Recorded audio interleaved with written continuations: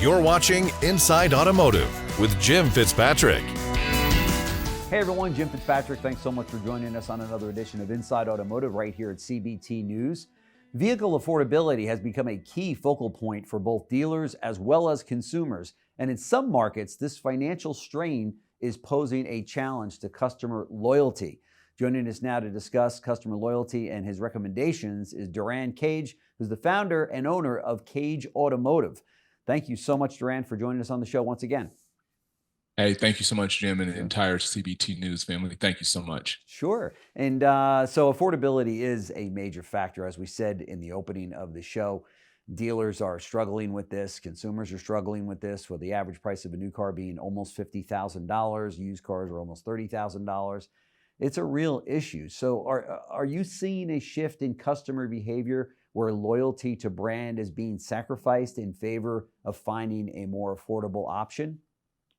Absolutely, Jim. And I can even give you a reference as quick as yesterday. You know, a representative, she was a leader in the internet department, was like, we're getting hit with so many customers saying these words.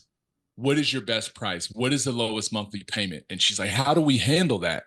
And I said, it's first, you have to understand what's actually going on in the market. Yeah. And we cannot use those. You know, sometimes we used to use the blatant statements when we connect with customers, be like, hey, don't worry, come on down, we got you. And now, right. That's not working anymore. They're like, not so fast. What I told, so she has to turn that into a conversation and really get to a deeper understanding about where the customer's trying to be. Sure. And get a deeper understanding about their affordability concerns. But the conversations have definitely changed, and you can see it in their buying behaviors. Mm-hmm, mm-hmm. Do you think affordability issue is temporary, or is it something the industry will have to address on a long-term basis? You know, I would say that I'm not going to say that it's going to be long-term, but I would say we need to stay ready and be prepared if it was to go long-term. Sure. So meaning making sure that our marketing addresses these concerns. You know, we might not want to do the big 10,000s or the big discounts. We might want to really tackle that marketing message in a different way. And then our talk tracks, as we were just talking about, we might want to reword how we're communicating to people instead of just justifying why the price is what the price is. We need to get into why their concern is what the concern is and see if we can help them get to their next step. Sure, sure. So what would a favorable word track be that you'd recommend if somebody asked that question to the salespeople?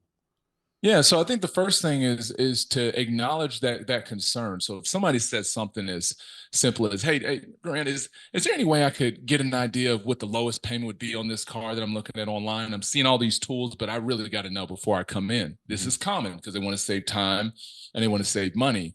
So instead of us just saying, hey, come on in, or we'll work it out on paper, we're going to acknowledge that, like, hey, you know what? I'm so thankful that you brought that up, because we know that that's a concern, not just maybe for you, but for many of our customers. But just so I get a better understanding, when you say that you have concerns about what your monthly investment would be, could you talk us through that and maybe talk to us about what your current monthly investment is and what your goals are? And see, when we do that, now it's almost like we're aligned with the customer's goals instead of being aligned with what our goal is, which is to ultimately sell a car. And so we have so much pressure, because you said this at the beginning. You said not only are the consumers feeling it, but the employees, dealerships are feeling this. That's so right. Sometimes we've all been there where we take our current situation and we apply that to what we're selling. And sometimes it can turn into desperation, meaning we're selling because we've got to take care of our rent, our mortgage, our car payments. So you can see where there can be a clash. And that's what I'm seeing a lot of, is you've got sales consultants and advisors and BDC reps focused on their income. And then you have consumers doing what? Doing the exact same, focusing on their income and their budget. That's right. Yeah, that's a very good point. And so what recommendations would you have for strengthening that relationship? You know, once you've gotten that person to either come in or set an appointment and look at the cars, what other things can a salesperson do to strengthen that relationship with the customer who's feeling financially strained? So let's go back to what we said earlier too, is we're talking about loyalty. And loyalty, it's not just about dealership loyalty, it's brand loyalty, OEM loyalty. And so if we know that if the affordability is a really high topic, then if loyalty to what's more affordable, then it's going to be loyalty to maybe what they bought previously brand wise. Yeah. As I'm a consultant hearing this, I want to make sure that I'm providing options. Right. So now that person who pulls up in that certain OEM model, sometimes we would automatically think, well, we know that's what they're going back to, but that's not what studies are showing. What's happening now is they're coming in, looking at a segment, looking at, that specific range. And then now as consultants or whatever position you're in, make sure you do have a plan A, a plan B, and a plan C. Sure. So then that way the customer doesn't feel like they have to take that one option that they maybe really didn't want to take because it's not what they currently have now. But when there's different options, maybe one that's even a little bit higher than what they expected, but at least they know what their options are. That's one that could be very successful if somebody's not implementing that now. Sure. And then also to look at any cost savings on the new vehicle versus the old vehicle, such as maybe there's a gas savings. Gas is obviously very expensive these days, and maybe that's something to point out, that your old car got 20 miles a gallon while the new car is going to get 35 miles a gallon. So you might be cutting your gas bill in half. If they are looking at an EV, might be a good idea to point out the fact that you will not have a gas bill, period. The average family, I just read a report, spends about $4,200 a year on gas now, but they wouldn't have that gas bill if they're looking at an EV. Yeah, that was going to be the next two things that I was going to say in terms of cost savings and affordability. And this helps with the marketing message too. But, I'm seeing really good success with used EVs. The dealers that are embracing the used EV market. Yeah.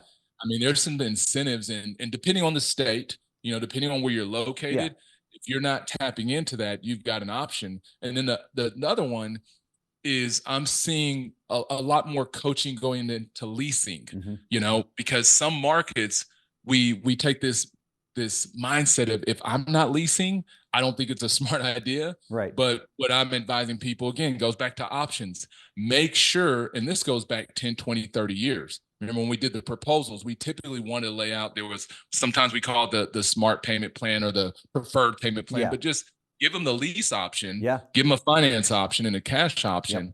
And then when they say, hey, what's this thing right here? Then that's when the team just needs to be prepared to coach and talk to them, or set that up into a finance interview and just like, hey, I want to talk to you and make sure that it makes sense.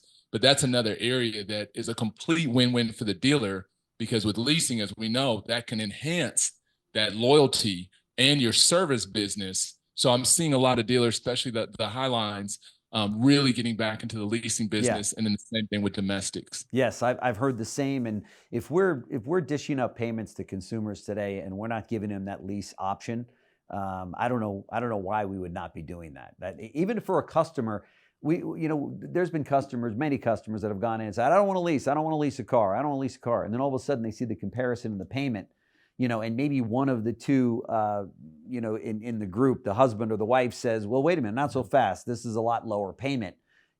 Tell me about this. And all of a sudden a lease is sold. But it seems to me, with affordability being front and center with consumers today, every option to pay for that car should be dished up, right? Whether it be 72, 84 month, a lease payment, more money down, less money down, whatever the case might be, the consumer should have all the options in front of them, right?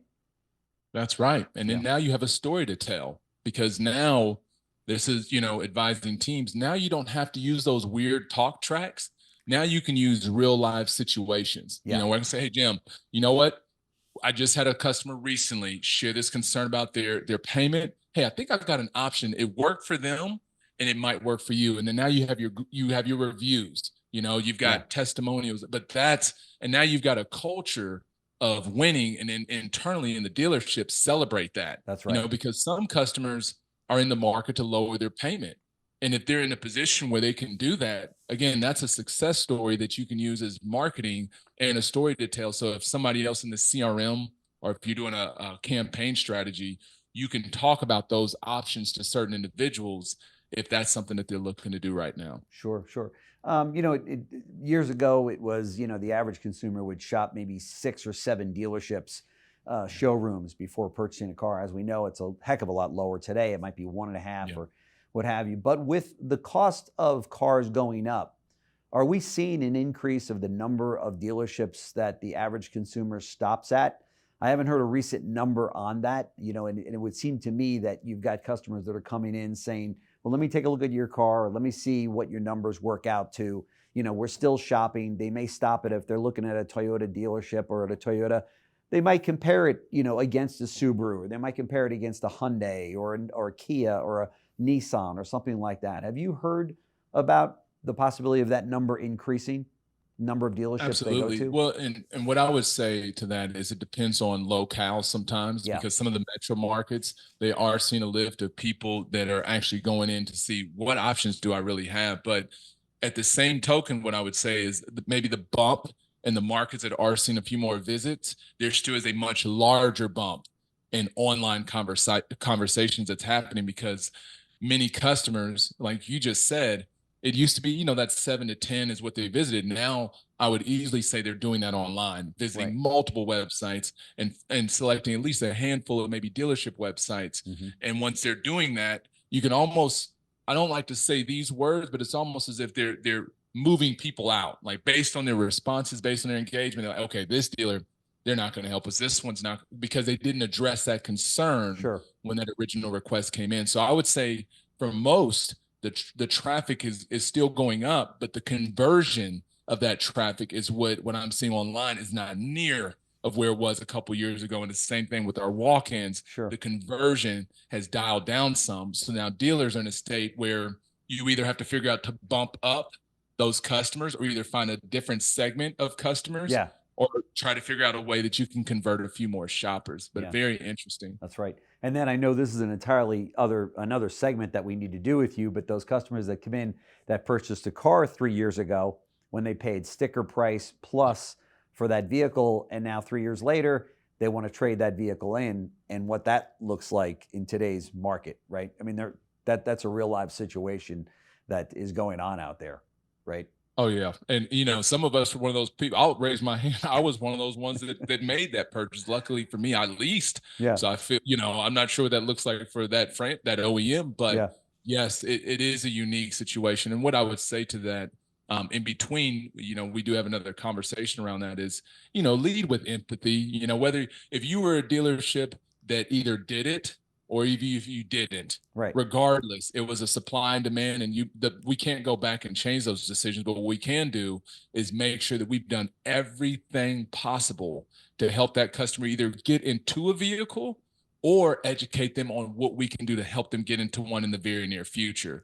When those visits in that way, and the customers can feel, that the heart is in it, and it's not just about the profit. That's right. I think that helps. So then you can at least get the service business in between that time. Yeah, no question about it. Yeah, I'd love to have you back to talk about that and a number of other topics that dealers are challenged with right now in their sales department. So Durran Cage, founder and owner of Cage Automotive. Thank you so much for stopping by CBT News. Very much appreciate it. It's always great catching up with you, and I know that our dealer viewers and managers and salespeople that are watching get a lot out of your visit with us. So thank you.